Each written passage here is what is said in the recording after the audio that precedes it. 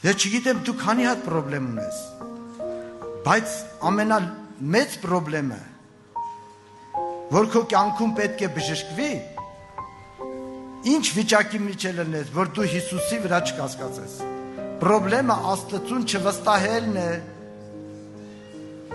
Երիտասարդ եղբայրներ քույրեր, կյանքում պրոբլեմը Աստծուն չվստահելն է, նրա խոստումներին չվստահելն է, նրա խոստումների վրա կասկածելն է։ Մի հատ պրոբլեմ կա մարդի կյանքում, անգամ երկու հատ չկա։ Մնացած անբուժելի հիվանդությունները,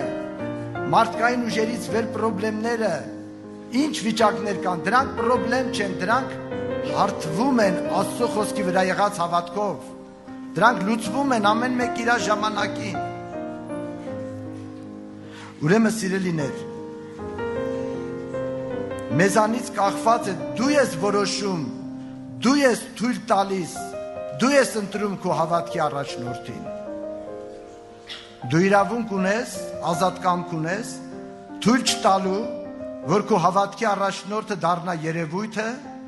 հիվանդությունները, պրոբլեմները, սատանայի սուտ մտքերը։ Դու քո ընտրությունը իրավունք ունես տալու Աստծո խոստումներին, անկախ վիճակից դու կարող ես սա անել։ Եվ ովքեր որ դա անում են, Տեր իր խոսքերը հաստատում է հրաշքներով ու նշաններով։